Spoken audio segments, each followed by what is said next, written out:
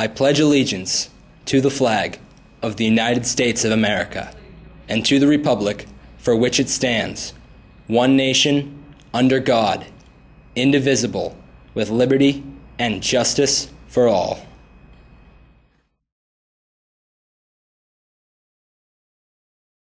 Good morning, KP, and welcome back to this Friday the 13th edition of Wake Up Warriors.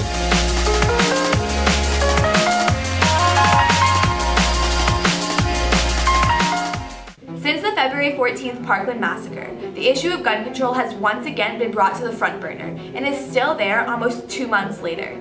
Students across the country will not let this problem be ignored and are demanding change. KPTV's Ethan Alpert has more on this divisive issue.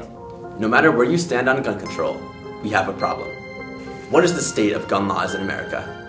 The nation is fiercely divided, with the left calling for more gun control and the right defending the Second Amendment. Many victims of the Parkland shooting have begun to take action against lawmakers. Debate rages on as to whether there should be an increase in gun control, a ban on the AR-15, and an increase in the gun buying age from 18 to 21. Many states have enacted legislation on their own as little passes on the federal level. However, this means gun laws vary wildly from state to state. California has some of the strictest gun laws in the country. The question is, have these laws prevented gun violence? According to the CDC, in 2005, California had 9.5 firearm deaths per 100,000 people, only slightly below the national average of 10.3. In 2015, it had 7.7 per 100,000, farther below the national average of 11.1. This shows that the laws in California may be working. As the national average went up, California's average went down. Across the United States, states with more gun control have less gun death, and states with less gun control have more gun death. However, because the Constitution guarantees the right to bear arms, some question the constitutional legality of gun control. Do you believe in further gun control? I am an open-minded person, and what I believe in is discussion. And I would be willing to entertain an informed, thoughtful, non-emotional discussion about gun control. Do you believe in further gun control? I do. I think that the time has clearly come to exercise the limitations that the Founding Fathers believed would be necessary when they put the Second Amendment in place. There is a reason why the first part of the Second Amendment reads, and I quote, "a well-regulated militia." Do you think gun control violates the Second Amendment? The way that I understand the Second Amendment, the right to keep and bear arms, is a right that should not be infringed. So the way that it was written, I think that it's a person's constitutional right to bear arms. Do you think that the gun control policies we have now, as well as ones proposed for the future, violate the Second Amendment? No, because nobody is talking about outright banning weapons. Nobody is talking about taking people's guns.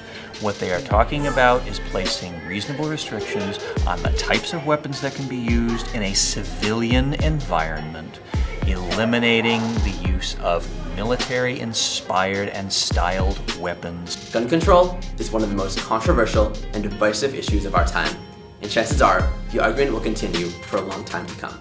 Students channeled their inner Bard and Bellas last Thursday for our 3rd annual Capella Night. The show was kicked off by our very own Tritones, followed by performances from other local high schools, and then capped off by Upper Structure, a group from Berkeley. KPTV cameras were there to capture all the action.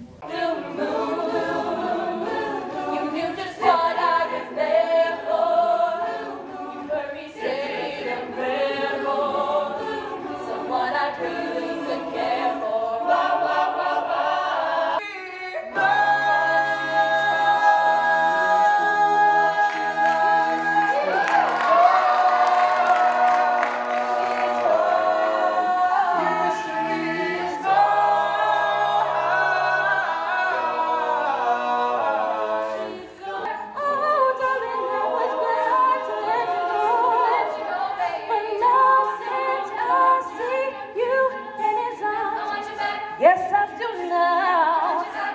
Oh, baby.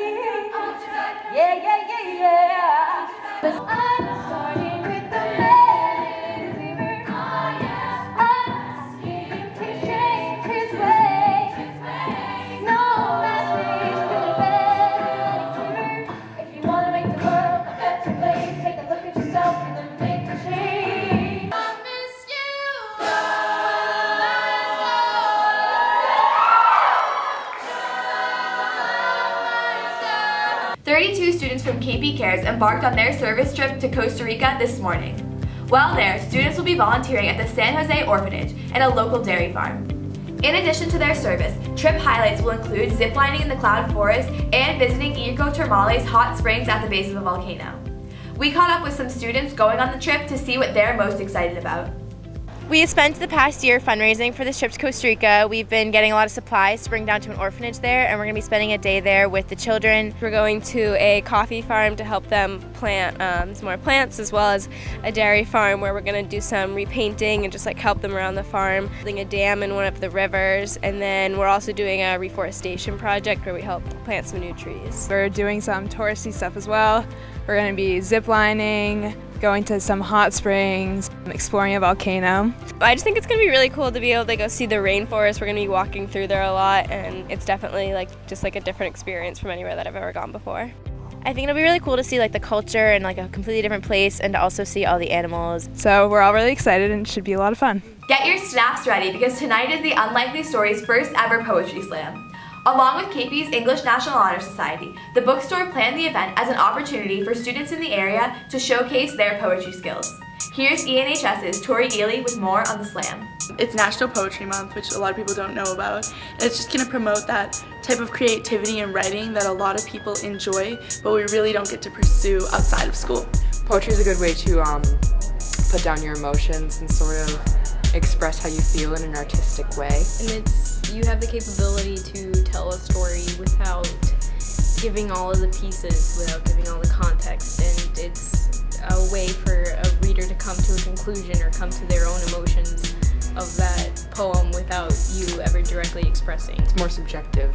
It's something that you have to analyze. It's not like we just tell you a story. I think the most important thought is knowing what you want to write about and kind of having an idea of what you want to express in your poem. And then from there, kind of, you think of one line and then you think, all right, what can I do to kind of complement that? Kind of how can I make it a chain? And kind of think of your thoughts first and then put it into the poem second. Our generation in particular, it doesn't take time to appreciate things that have a big cultural impact. I feel like literature and poetry sort of falling to the wayside often, and I think we need to appreciate the use of words over anything else, quite frankly. And not just reading poetry, but writing it yourself is very cathartic. It's a good way for you to get everything that's hurting you or can hurt you, or that things that are building up. It's a good way to get all of those emotions out and to express yourself in a way that other people would flock to. And poetry has that sense that it's a combination of the writing that we get to do in English class and that literary aspect, but along with song and that kind of more musical creative aspect there as well. So it brings them together into something beautiful. This coming Monday is Patriots Day, which means it's also time for the Boston Marathon, the world's oldest annual marathon. This year marks 5 years since the tragedy of the 2013 bombing and the subsequent manhunt for the suspects, which cost the city of Boston 4 innocent lives. While we will never forget the traumatic events that occurred, each year we can look at the marathon as a symbol of hope and resilience. Everyone who runs it embodies this spirit, including KP track coaches Lauren Barcash and Kelly Mascarello. Here's KPTV's Leah Crowley with more on their run. Around 500,000 people go to the Boston Marathon each year to cheer on the runners. If you're there on Monday, you may see some familiar faces from our KP community. I'm Lauren Farkash. I coach girls cross country and assistant coach for the indoor and outdoor track teams. And on this Monday, I'll be running the Boston Marathon. So this will be my 11th Boston in a row, but I'd like to finish under 4 hours. So my goal is to run a marathon in every state in the country. And I started running marathons back in the 90s, and I decided to do this back then. I have run 31 states, so I have 19 states left to go. And I plan to take a while to do it, a couple a year, just to keep me running as I get older. So I started running back when I was a little kid. My dad was a track coach, and I ran in the local rec track program. And then when I was running in college, I decided I wanted to try longer distances. The marathon was a big challenge, and it's always a challenge every race. Every time I train for it, there's always something to learn and something to work on. So I've decided just to keep plugging away at marathons and get those states done. So I am Kelly Mascarello. I coach cross country and track, and this Monday I will be running the Boston Marathon.